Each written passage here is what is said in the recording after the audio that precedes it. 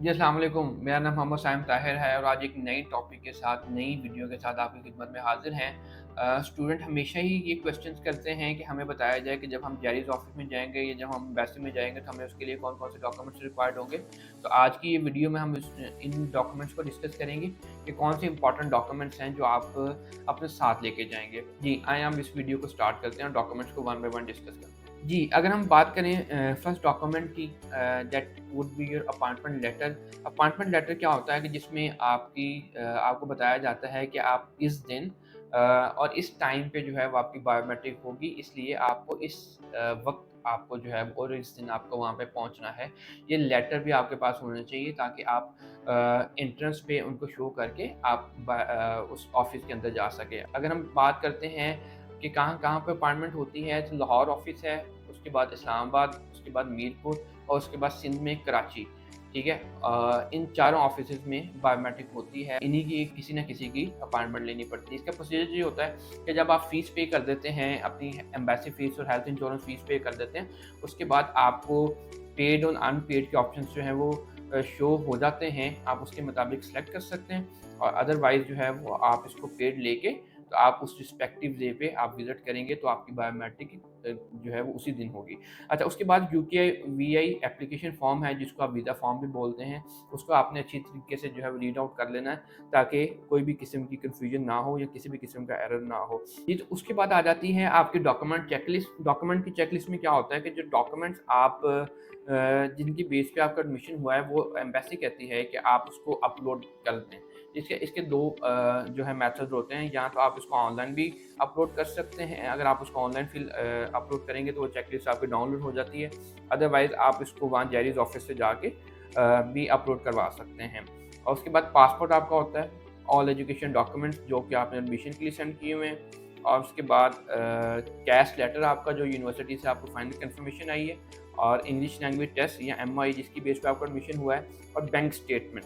ठीक है, अब बैंक स्टेटमेंट इंपॉर्टेंट है क्योंकि उसमें 28 डेज़ की मैच्योर स्टेटमेंट आपको चाहिए होती है। If you talk about UK, तो यूके की हम इसमें बात करें स्पेसिफिकली, तो बैंक स्टेटमेंट आपको 28 दिन पुरानी चाहिए होती है। साथ में अकाउंट मेंटेनेंस लेटर भी आप जो है प्रोवाइड करेंगे, और उसमें कोशिश ये करें कि उसमें कोई ऐसी मेजर ट्रांजैक्शन ना हो विद इन 28 डेज़। अदरवाइज़ जो है वो आपसे री डिमांड करेंगे कि आप हमें दोबारा सेंड करें। तो मेजर जो ट्रांजैक्शंस हैं, बड़ी ट्रांजैक्शन फॉर एग्ज़ाम्पल 10 लाख होगी, ऐसी ट्रांजैक्शन से जो है अपनी बैंक स्टेटमेंट जो है बैंक को बचाएँ। उसके बाद बैंक मेंटेनेंस लेटर जैसे मैंने आपको बता दिया। उसके बाद टीबी टेस्ट जिसको हम मेडिकल टेस्ट बोलते हैं, ट्यूबरक्लोसिस टेस्ट, ये भी आप साथ में जो है वो फिज़िकल लेके जाएँगे। ऑल्दो अगर आपने अपलोड कर भी दिए हैं, तो भी आप अगर साथ में फिज़िकली ले जाएँगे तो इसमें कोई हर्ज नहीं है। समटाइम ऐसा होता है कि उनका सिस्टम डिटेक्ट नहीं कर रहा होता कि आपने डॉक्यूमेंट्स अपलोड किए हैं कि नहीं, आपको वहाँ पे फिर जो है वो री-अपलोड करवाने की ज़रूरत पड़ जाती है। तो उसके लिए बेहतरीन ऑप्शन यही है कि आप अपने सारे डॉक्यूमेंट्स को साथ लेके जाएँ। अच्छा, उसके बाद 1-2 इश्यूज़ ये आते हैं कि समटाइम स्टूडेंट्स जो हैं वो आउट ऑफ सिटी से होते हैं, उनको पहुँचने में लेट हो जाता है।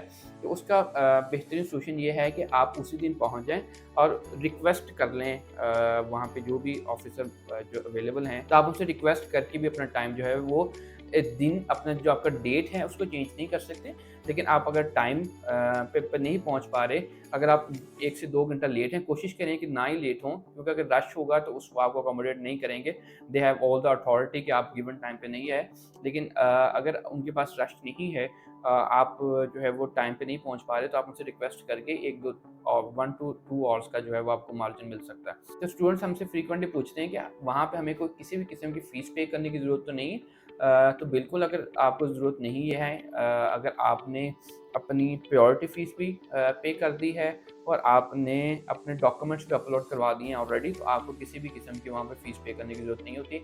जस्ट आप वहाँ पे जाएँगे, वो आपको वेरीफ़ाई करेंगे कि आप जो स्टूडेंट जिसकी एप्लीकेशन आई है, क्या वही स्टूडेंट है। उसके बाद आपके बायोमेट्रिक्स होंगे, उसके बाद आपका वो पासपोर्ट रिसीव कर लेंगे और आपको करेक्शन मेल भी आ जाएगी, और उसके बाद जो है वो आप अपने होम जो है उसको ट्रैवल कर सकते हैं।